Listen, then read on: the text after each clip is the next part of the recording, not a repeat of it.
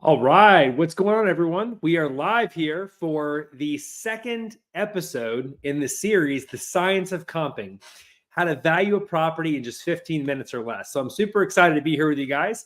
We'll hang tight real quick while people jump on.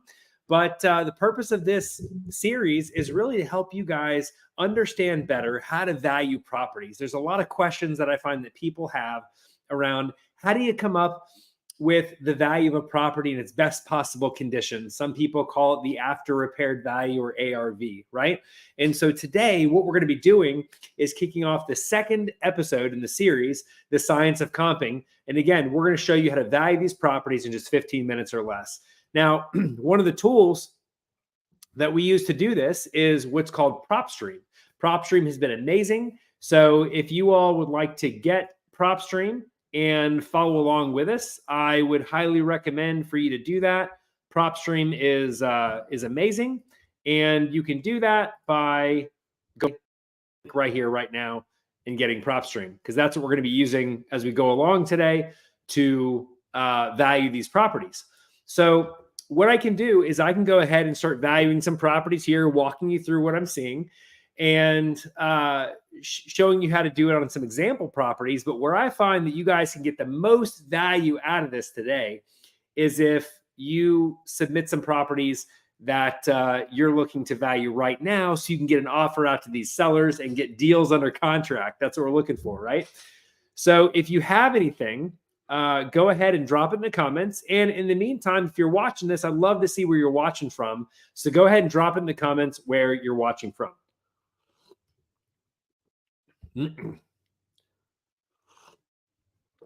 Have a little bit of coffee this morning.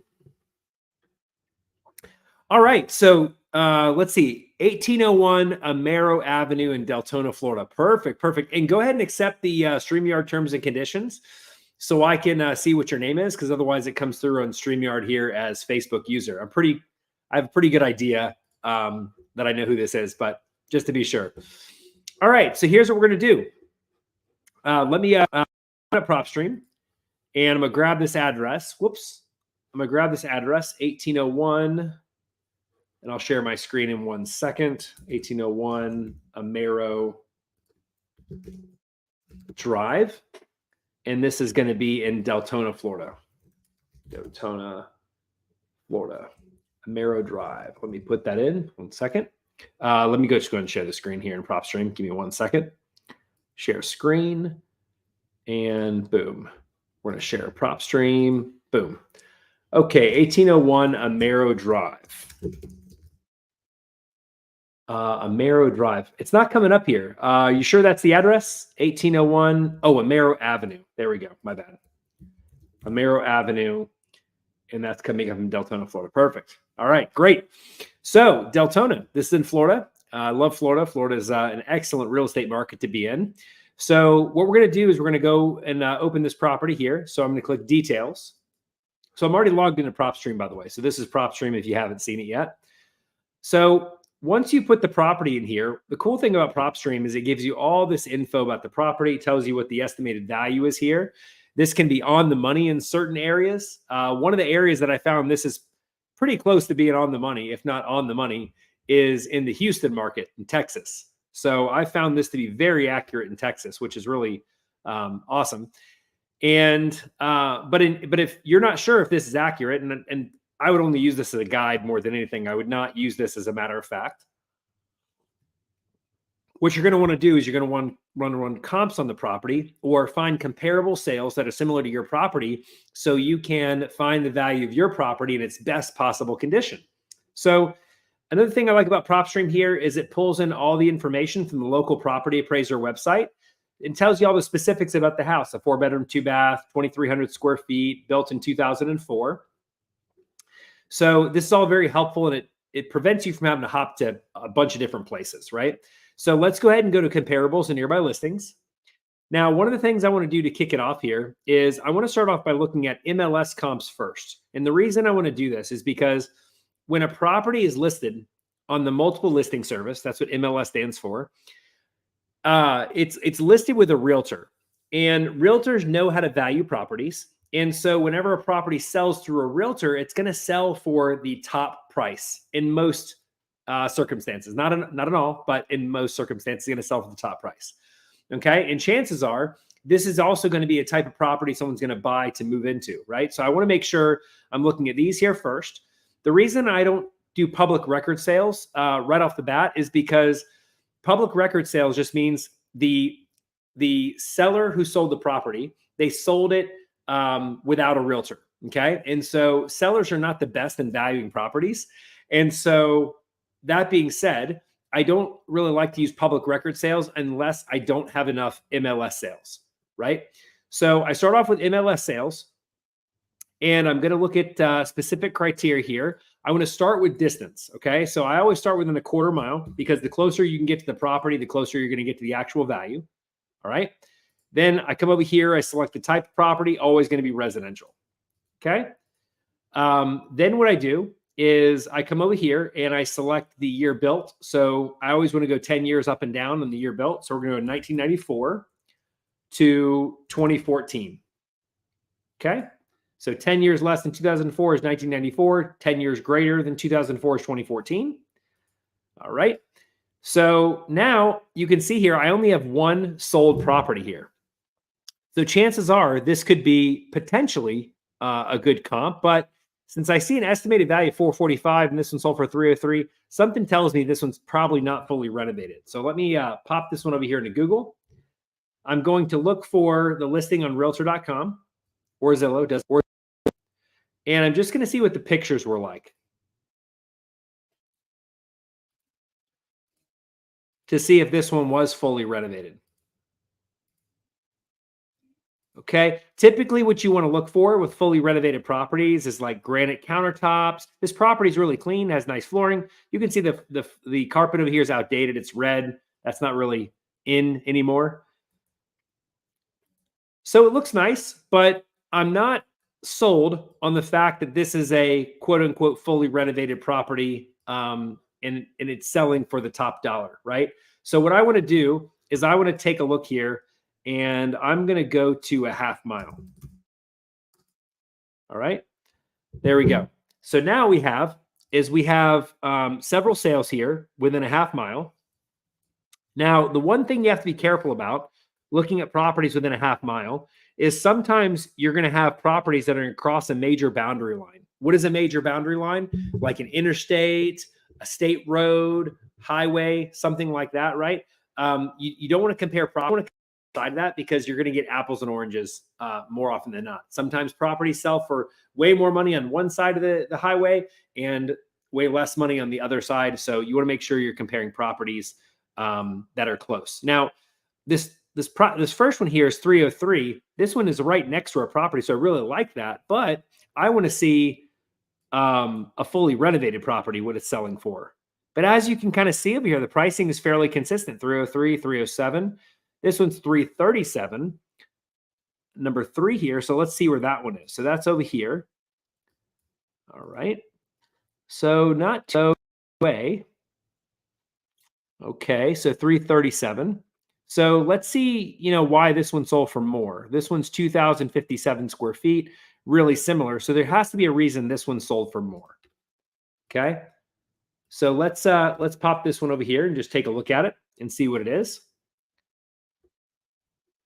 All right. So this property here, 2,057 square feet. What we're going to do is I'm going to take a look at on realtor.com so I can see more of the photos. Here we go. All right.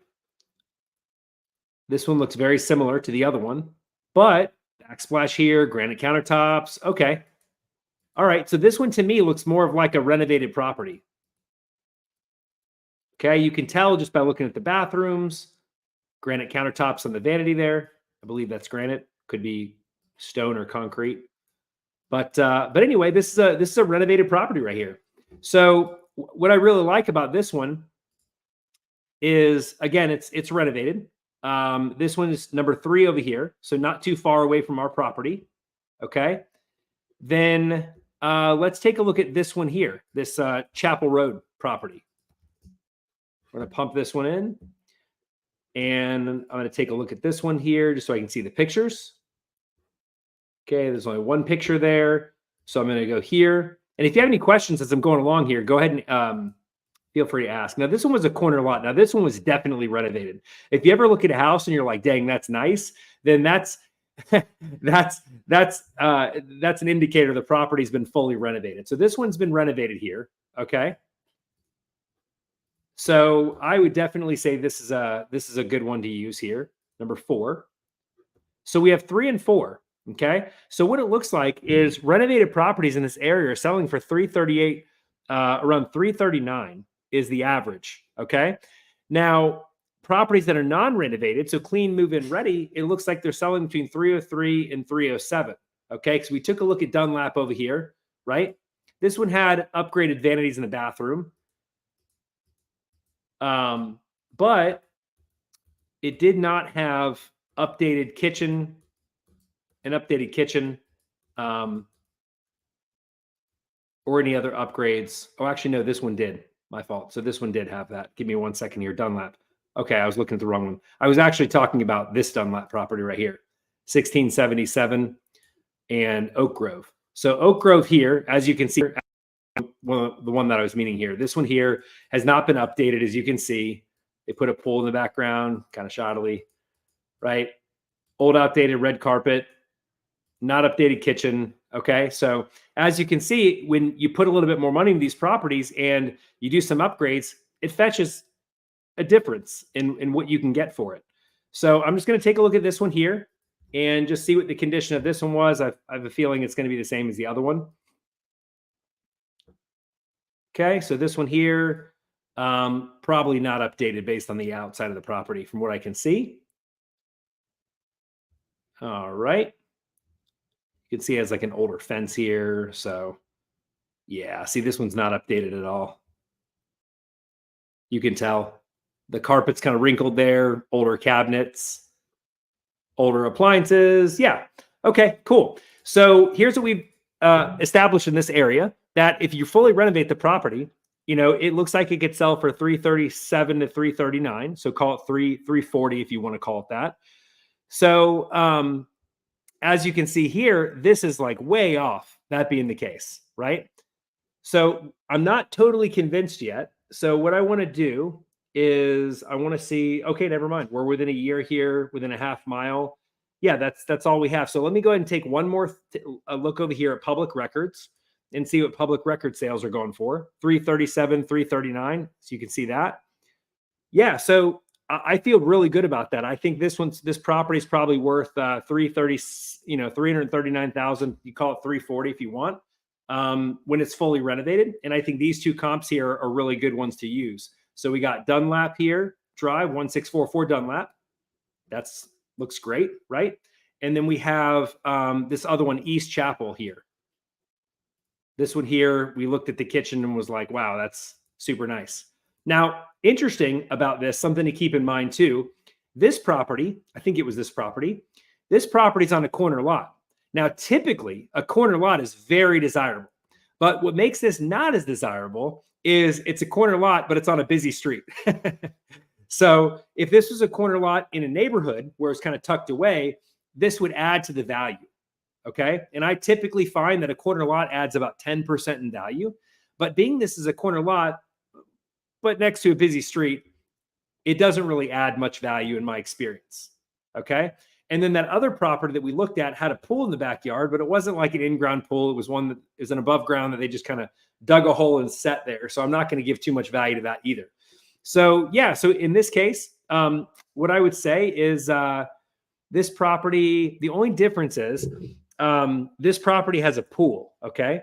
So 339, if the property did not have a pool, and neither of these have pools. So based on that, I would say, since it has a pool, you could say the value of the property could be 359, right? Because a pool typically adds 20K in value.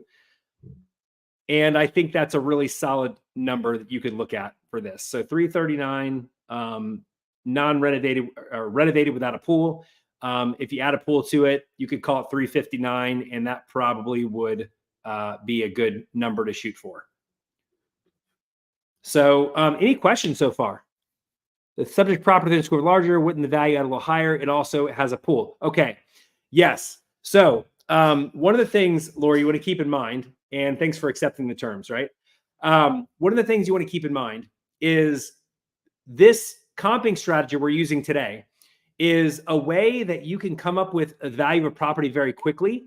So you can get an offer out to the seller. But if you're a coaching client like you are, you also have access to our calculator that we have that allows you to account for those types of differences, right? So the difference in the fourth bedroom, the difference in the pool. So what you're going to want to do is you're going to want to go ahead and take these comps, put them into the calculator, and have it spit out exactly what the after repaired value is. So if you have that calculator, you can get even more laser drilled down on the value of the property. And I 100% recommend you to do that because that'll give you more of an exact number. But for most people who are out there who are not coaching clients yet, and they don't have access to the calculator, that's something we may offer to the group. We may offer that to the group at some point. This is good enough for you to be able to come up with the value of a property, get those offers out, and get some deals done, right? So, but typically, I'll give you guys some rules of thumb. Typically, a pool adds around $20,000 in value. Typically, an extra bedroom adds roughly about $10,000 in value. And usually, an extra bathroom adds roughly $2,500 in value. Okay? So those are all things you would add to your after repaired value if you didn't have our calculator. Our calculator does all this for you, right? But these are things you would add to your after repaired value if you have our calculator. Because like Lori said, all those things definitely add value and you want to make sure that you're accounting for those. But again, if you're brand new, just getting started and you don't have access to that, and you just want to come up with a quick ARV for your property, this is a great way to do it. Now, some of you might be looking at this and be like, what the heck is PropStream thinking here? 445, right? Well, what it might be doing is it may be pulling in properties from, this looks like it could be a new construction neighborhood. So maybe what it's doing is it's pulling in values from over here or something like that. And that's where it's getting that estimate. Maybe there's another neighborhood that's higher priced around the corner.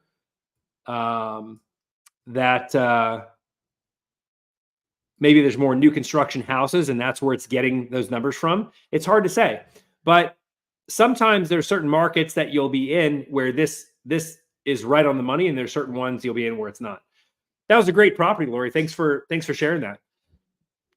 Yeah, definitely. Go ahead and put the subject property, so the Deltona property, the Samara Avenue one, into the calculator for the subject property, and then put those other two down here, the 337 and 339, put these into the calculator and let me know what it comes back with. Actually, if you have the calculator and you want to go ahead and put those in now, tell me what the adjusted value is for each one of these. So if you want to do that real quick, that way other people can kind of see.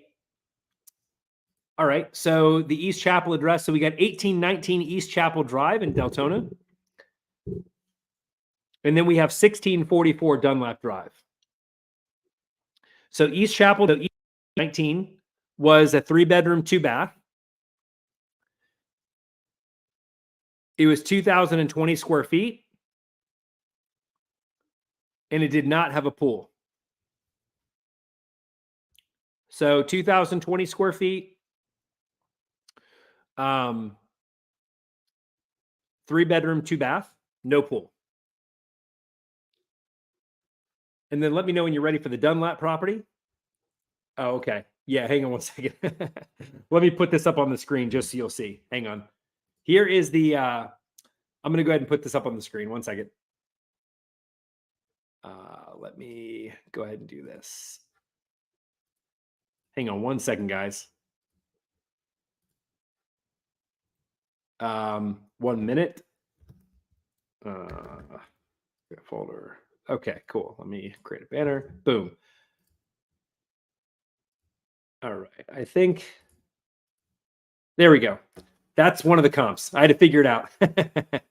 So that's one of the comps right there. So now you have it.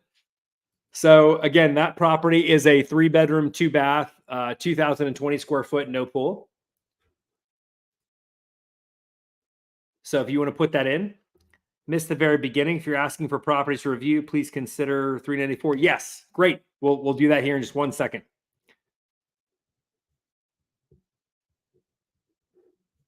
Same street. Yes. If you can find, for some reason, that one wasn't coming up here in PropStream, but if you have a property on the same street that sold, I would just use that one comp pretty much to determine value if it was fully renovated.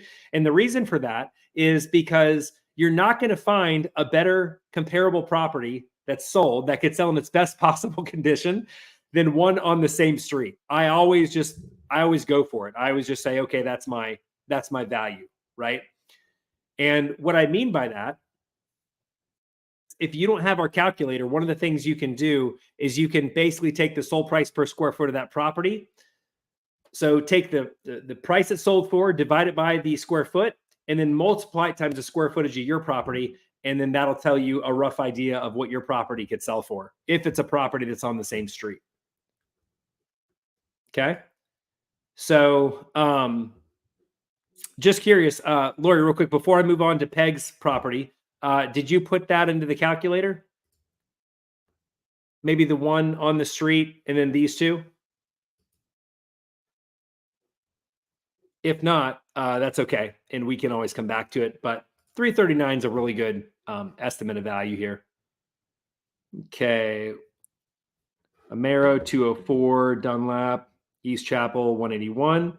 Okay, so it looks like properties on Amero sell for a little bit more. Maybe the renovation. 717, 1770, Amero Drive. And that's in Daytona or Deltona. Let's see this one here.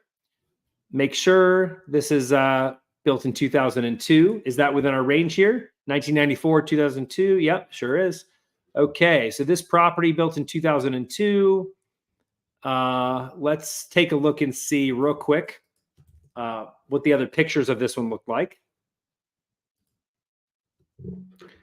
We'll go on realtor.com. If you guys ever wonder why pictures aren't available sometimes in Zillow, it's because the multiple listing service has an agreement with third-party sites like that where they're not going to keep their licensed photos up on their site past the listing date. Okay, so the interesting thing about this one, Lori, is this is very interesting. Well, I guess those are newer cabinets. Okay, it's just a different style. All right, newer appliances. Interesting. It's kind of a hodgepodge of colors here. Upgraded shower. Okay. They really love that shiplap look. Okay, and this one had a pool. So yeah, I mean, you could use this one to compare against our property for sure. This one has a pool. It's on the same street. Now this one sold for $375. So remember what I was talking about before with Lori is I was saying that, you know, you want to account for the pool and you also want to account for the additional square footage as well as the additional bedroom.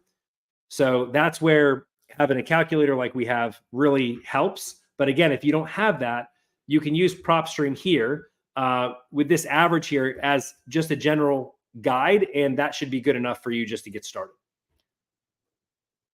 Okay, great. So we're going to go ahead as a pool, even though it's ugly. Yes, it is. It's very ugly. No offense if the owner is actually on this call. I don't think they would be, but anyway, okay, great. We're going to go ahead and move on to the next property. So yeah, so as you guys can see, this can go fairly quickly. Once you have the steps and you know what to do, you want to focus on distance first. We go within a quarter mile first, then within 20% of the square footage up and down, smaller and larger, within a year, okay?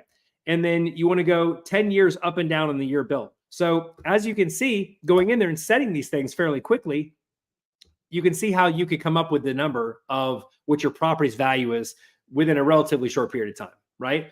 And once you get good at this and you've been doing it for a while, you can take a look at this and be like, okay, I'm not sold that this is the fully renovated, right? So I'm going to go ahead and take a look at some other other properties. So I went out a half mile here instead of a quarter mile. And then I saw, oh, these have been renovated. Interesting, right?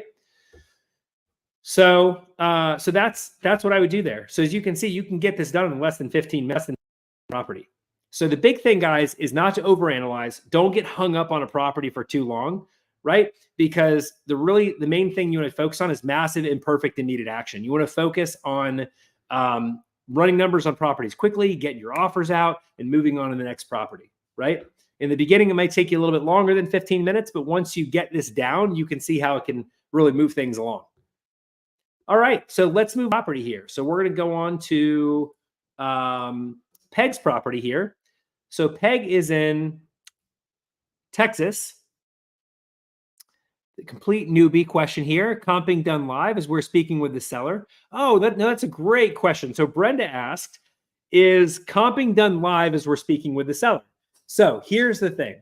When you get really good at this, you can do it, right? But for most people who are just getting started, they're nervous while talking to sellers on the phone. And so trying to concentrate on what the seller's saying and running numbers, it can be a real hodgepodge. So I would not recommend doing that. What we do and what we recommend our coaching clients to do, and just what I recommend anybody brand new getting started, is I recommend for you to talk with the seller over the phone, find out what they want for the property, make sure it's even a viable opportunity first, right? And then from there, tell the seller that you're going to give them a call right back, confirm they're going to be by the phone for the next 30 minutes or an hour, however long it takes you to run comps, right? And then once they say yes, say, great, I'm going to go ahead and give you a call back. And after I crunch some numbers, and I'll make you an offer on the property. Okay. So that's what I recommend. I recommend confirming if the seller is going to be available. A big mistake people make is not making sure the seller is going to be available. It takes them a little longer to run numbers on the property than they expected. So they call the seller back, the seller's not available, and then you're kind of doing this back and forth chase thing. So what I'd recommend doing is making sure the seller is going to be available. And if the seller is available, then just call them back try and make it 30 minutes, right? But if you need 45 minutes to an hour, you just tell the seller, hey, I'll give you a call back within the hour, and I'll, with my cash offer, and I'll let you know what we can do today, right? So that's what I'd recommend. But if you're really good at this and you're very comfortable talking with sellers, doesn't make you nervous, you've been doing this for a long time, sure, you could run numbers on the phone while talking to the seller while they're kind of telling you the condition about the property. But still, in my own personal opinion, you're going to be missing some really important things the seller's going to be saying because you're kind of multitasking. And it's really important to understand the why behind why the seller is selling. And if you're focused on doing something else while talking to them, you're really there's a chance you could miss some things that could be important for you to get the contract, right? So I always like calling them back. And if you confirm they're going to be available, and if they're not going to be available, ask them when is a good time to give them a call later that evening where they will be in front of a computer and ready to go. That's when you tell them that you're going to call them back, right? So that's what I would do. Brendan, did that answer your question? Go ahead and drop a comment if that answers your question. Peg, okay, cool. So we're going to go ahead and hop onto your property here. So 394 Kelly Brook Circle in Weatherford, Texas. So 394 Kelly Brook Circle. Let's take a look at that one. I'm going to clear out PropStream here. Make sure I got the address right. So 394 Kelly Brook Circle. So 394 Kelly Brook Circle. Now, one of the things I want to share with you guys, because some of you heard me talking about our calculator and all these things, right? No matter what software service you use, whether you use PropStream or any of the other ones out there, none of them are going to drill down to specifically exactly what the property could be worth by adding and subtracting bathrooms and stuff. None of them do that, right? So the only way to do that, if you want to have some knowledge beyond just using the software to calculate the value, is learning how to do it yourself or having our calculator. I learned how to do it myself, and then I just made it easy for our coaching clients, putting it into a calculator. And then from there, they use it to really drill down. But again, if you're just getting started, PropStream is fantastic to come up with the value. And 9 times out of 10, you're going to get a value that's within range, using the using the averages here, because all PropStream does here is average out the sold price per square foot or average out the sale price, and that's all it does. So that gets you in the ballpark. So it's good enough to get going. And then once you get some more experience or you get some coaching, at that point, you can drill down even more. So one of the things that may not be a wholesale situation. Okay, well, we're just going to take a look at it just in case it is. So here's the thing. This property, I can tell you right off the bat here, it looks like, okay, give me 1 second. So this is our property right here. Okay, so I was going to say this looks like it could be a little bit more of a rural area, but it looks like there's still a good amount of properties there. So here's the thing. Mobile homes, right?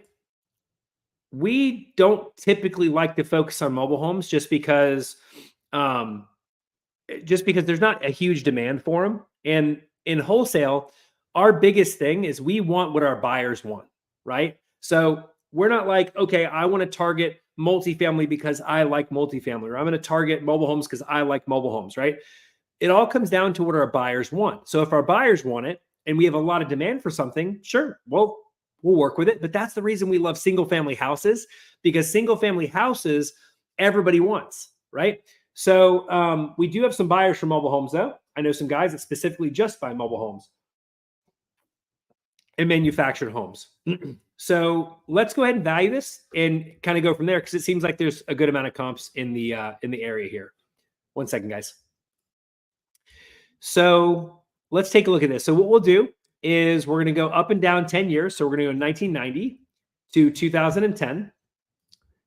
All righty. So within 20% of the square footage here within a year, got that. Within a half mile. Now this area to me looks like it could be a little bit more spread out. So what we want to do is see what a mile brings us. Okay, within a mile. Let's see here. So within a mile. Okay, there it is. So in most cases, you're not going to want to go out to a mile because there's just too much that can change. But Peg, being from the area,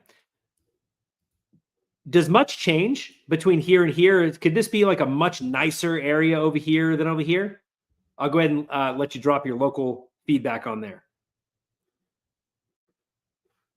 Because if not much changes, okay, and you find this out by learning a market. This is the reason why I don't recommend people to start with, 10 markets all at once or go nationwide to start, because every area has its own little nuances that you want to learn to get to really understand the area, so you can maximize the value of your properties and the money that you make in that area. So I'll see what Peg has to say here. So again, my question was, is there much difference between this area right here and this over here? Like this isn't like a new construction type of neighborhood with houses or anything like that. Doesn't look like it. All kind of looks the same to me. So we're gonna use that. Okay, actually, one of the things you can find here is this property sold for $530,000. So, and the property next to ours sold for $235,000. That being said, the lot square footage was bigger, the property was bigger. This seems like a different area. So I'm not going to go out a half mile or a mile. I'm just going to go out a half mile. All right. So here's what I got here. I have this property, 373 Kellybrook Circle. And ours is on Kellybrook Circle. So in my mind, this is really, if this is a renovated comp, this is the only one you need. So let's go ahead and put this in here, and we're going to see if this is a renovated mobile home. Boom, renovated. Look at that. Remember what I said? If you take a look at it and you're like, man, that's nice, then chances are it's renovated. Now, this one here doesn't have granite countertops, but this is kind of normal for mobile homes. You can see it has the crown molding here. Everything's really clean. Everything looks brand new. New fixtures, all that. That's like this subway tile all along the island there. So yeah, no, I would say this is probably a renovated property. So that being the case, it says that our property This one here is 1664 square feet. Ours is 1920 square feet. So this one says it was 235,000 is what it sold for. But since this one is a little bit bigger, since ours is a little bit bigger, what you could do is you could take this 141 per square foot and multiply it times 1920. All right, so there's the additional value right there. Okay. Lori, thank you for bringing that up. That was a great point that you made before as far as the additional square footage. So that's how you can account for the additional square footage. You would just take the sold price per square foot over here, which is 141, and you would multiply that times 1920, and that gives you the overall value of 270. So in my mind, here would be worth 270 in its best possible condition. Was that helpful, guys? Okay. See, again, Highway 51 or 10 top. So Highway 51 would definitely be a major dividing line because we don't compare properties on one side of the highways, we do the other. So when I was looking at this one over here, if there's a highway that cuts through here, which couldn't see that. If there was, right, then you definitely would not want to compare on either side. Great. So yeah, so that's how you do this. And again, it's off here with the value because it's pulling it from somewhere. It gets a little dicey with mobile homes and large lots because again, the value is in the eye of the beholder, right? So the thing with land is something's only worth what someone wants to pay for it, right? Or if someone has a special use for it. So if someone doesn't have a special use for it, then it's debatable saying how much value additional land really adds. Okay. So the safest way to keep yourself out of the doghouse with that and from massively missing the numbers is to compare properties. If you're comparing properties that have large lots, you want to make sure you're comparing properties that have similar size of large lots. Okay. That way you don't miss, a big point of value there. So let's go to both here and see what else. Okay. That's all we got. So guys, Texas is a non-disclosure state. So you know what that means? That means that they don't publish the sale prices of properties online. So that can be a big problem if you don't have a service like PropStream because you won't know what the property sold for, right? But here, PropStream lists right here an estimate of what it sold for, and this is found to be 95 to 98% accurate. So that's what EST stands for, estimated, because the local county does not, or the local government does not publish sales online. Great. This is a great session here. So back to Deltona. When I look at the sales, so Lori says, when I look at all the sales in a mile so far the past year, it seems to be top out about 420K. The calculator was around 433. Would I want to drop it a bit? 2 in the 500s, but they're close to 2,700 square feet. And what was your property, Lori? What was the square footage of yours?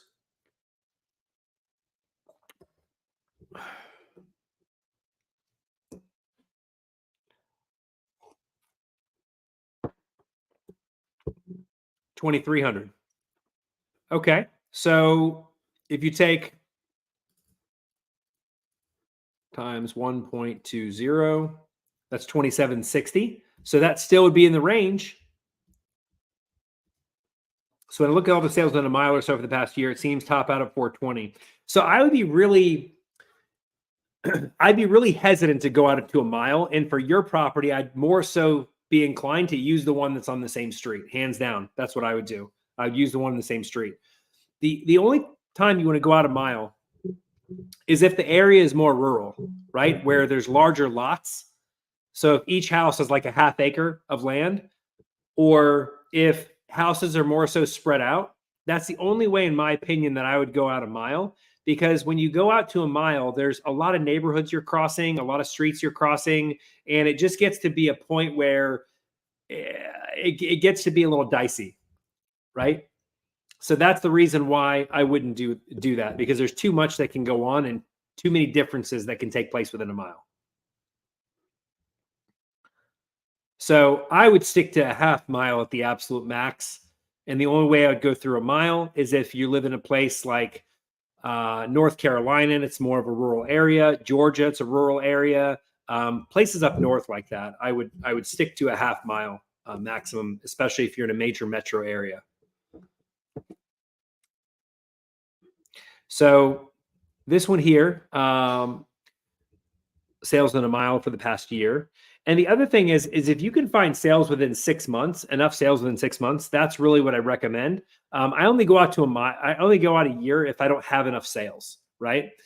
So sales within 6 months are going to be the most accurate because they're the most recent sales. When you go out a year, if something changed in the market, I mean, there's just lots of things that could change within a year, right? So I like ideally in a perfect world, I'd like to be within 6 months. I'd like to be within a quarter mile. And I want to make sure I'm within 10 years of the up and down. Even being overly permissive, nothing is really over 420. Okay, so what did your value of when you put the values in the calculator? What did yours come back to? I might be missing you there. No, it's okay. I think it's me who's missing you. So when you put the property in 433, okay, got it. So you're okay. So Lori brought up a really good point here. So now